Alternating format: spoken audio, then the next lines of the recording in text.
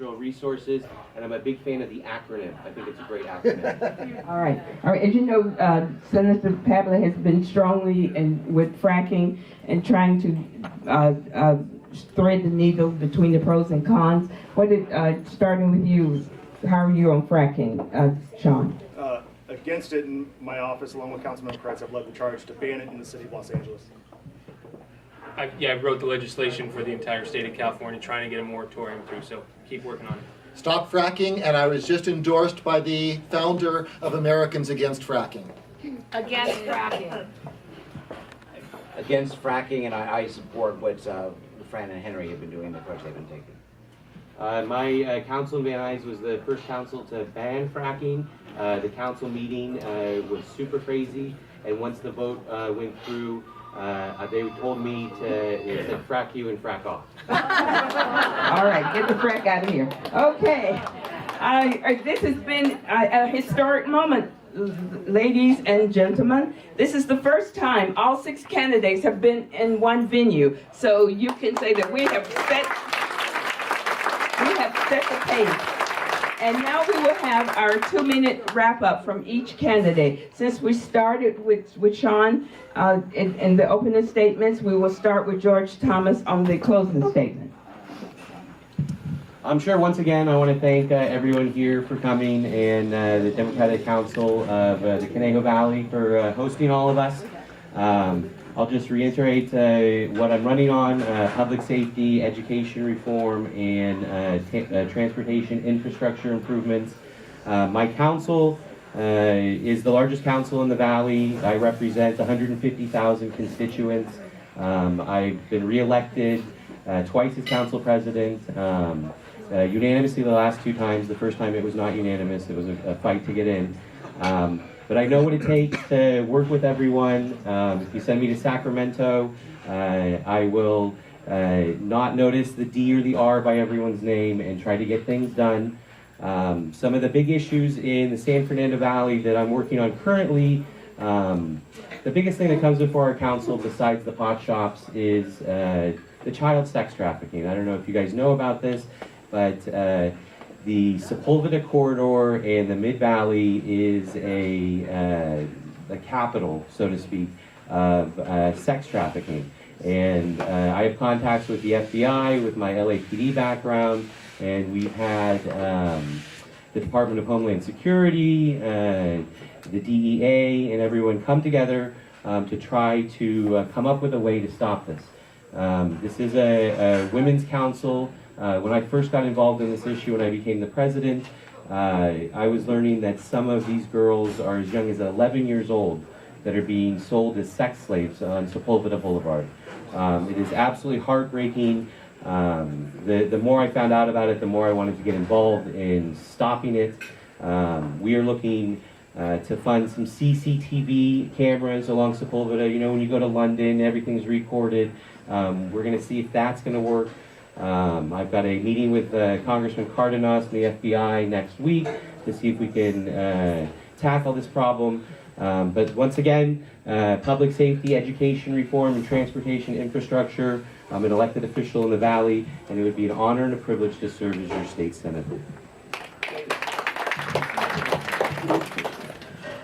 And thank you again to the Women's Council for hosting this. I've long waited for this so we could see all 6 of us and side by side and hear what our views are. So thank you for making that happen. I had mentioned that I have a business background, and in addition to all the other things I do, I have my own business development practice where I help small to medium-sized businesses grow. One of the clients that I have is PFMG Solar, which specializes in putting solar panel systems in schools and governments all over Southern California. In fact, they're the largest installer of school solar panels in Southern California. And in fact, we just got a contract to put them on the City Hall of Westlake Village. So you'll see that happening soon. But I bring that up because we need to take some responsibility as consumers about the burning of hydrocarbons in the atmosphere. So when we talk about gas, and the reason that we have such a huge gas reserve in Aliso Canyon is because we demand it. We use gas appliances. Heck, we use compressed gas in a lot of our buses. So we need to start working the demand side of this problem. Even if you switch to all electricity, most of the electricity is generated by gas generators. So we've got a long ways to go in getting out of the business of burning hydrocarbons in the atmosphere and being to a total green economy. And that's something in 12 years in the legislature that I think I can help get us to. Finally, I want to talk about women's issues because I know that's important to you. And I agree with Janice that women bring a different set of life experiences to the job, but not necessarily a different perspective. Because as far as I'm concerned, women's issues are men's issues also. And what you need is somebody that you can trust that will support women's issues and fight to make sure that you have a right to choose, make decisions about your own body. In any case, thank you again for the opportunity. Again, I'm David Pollock. If you want to learn more, go to pollockforsenate.com. Thank you. I'm not asking you to support me because I am a woman. I'm asking you to support me because I have spent 40 some odd years working to promote the interests of women. I've worked in a bipartisan context with the largest state bar organization in the country. 5,000 women attorneys, half of whom are Republican, half of whom are Democrat, promoting an agenda for women, by women, about women. I have started a business, I've managed a business, I've built a business, I started a nonprofit, I built a nonprofit into a large organization with a global impact, and I have a track record of being able to make things happen. I typically do not sit around doing nothing. I always make something happen on any committee, commission, or board that I sit on. That's my reputation, and I have a very long list of things that I could talk to you about that demonstrate that. As importantly, I have raised a family. I've gone through all of the ups and downs and complexities of being a working mother. I was pregnant and practicing law as a trial lawyer when my last 2 children were born, and I've had all the experiences that one would go through, all the wonderful parts of it and all the really challenging parts of it, of raising a family and being a working mom. I've worked with middle-class people, I've worked with people with more means, and I've worked with poor people through where I work with neighborhood legal services and various legal aid organizations. I think I can serve all parts of the district, Republican, Democrat, rich, poor, and be an excellent and effective advocate to work together with people of any political party to actually make great things happen.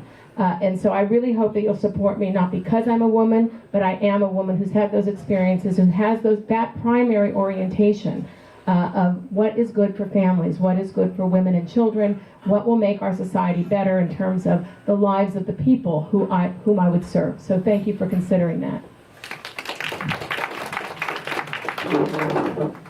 Well, thank you to the Women's Council, and thank you to CJ for setting this up. It's been wonderful getting to talk to you.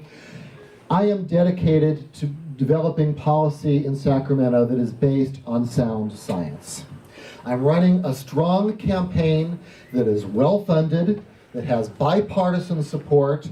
I'm getting national media attention on the Porter Ranch issue. I've been quoted in the National Journal, on Fox News, in the UK Guardian, National Public Radio, over and over again. I am getting national attention. And with all of that attention and with the bipartisan support that I am getting, I am going to win this election.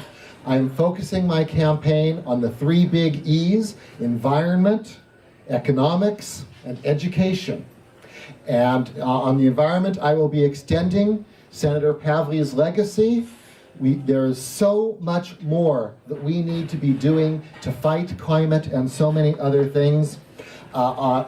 Education and economics go together. Education will give us the workforce that we need to attract the businesses. We've been losing high-tech companies, computer industry, aerospace industry, medical technology. We need to bring those businesses back, and we do that by making sure that we have really strong education in this area. I'm Richard Matthews. Thank you so much for all of your support.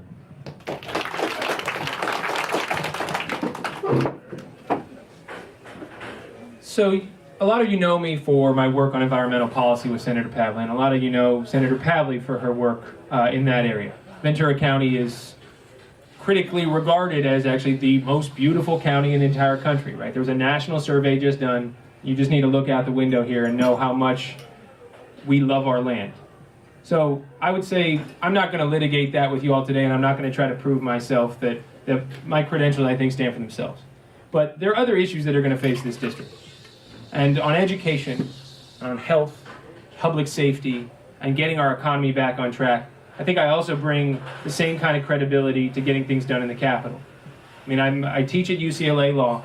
I taught civics. I know what it's like in the classroom, and I know the kind of challenges our teachers are facing. And I've worked on health policy up in the Capitol, trying to get nurses their fair wages, and that's why I'm supported by the California Nurses Association. I've worked tirelessly to keep these communities safe. Thousand Oaks is one of the safest cities in the entire nation. That's why I'm supported by the LA deputy sheriffs, because I don't consider public safety a privilege, it's a right. And when it comes to jobs and how do we get this economy on a sustainable path to growth, I think we need to reconceive what California is. Right, we're not going to compete with China. We're not going to race to the bottom and become an industrial manufacturing economy. We have to be smart and creative. Right? The kind of industries that are going to drive us are technology and entertainment. Actually, one of my proudest moments in the Capitol was not working on environmental policy, but I was working with my dad. My dad's actually here today. And we helped get, he's an actor, and Hollywood actually put me through school. And I'm incredibly grateful for that. But it puts a lot of food on the table for working families here. And we work together up in that Capitol, getting a film tax credit through. That's going to create hundreds of thousands of jobs. It's already working. So I'm more than an environmental candidate. I'm going to be your senator fighting on every issue with all my heart, and I hope you'll consider me to carry on this legacy. So thank you so much.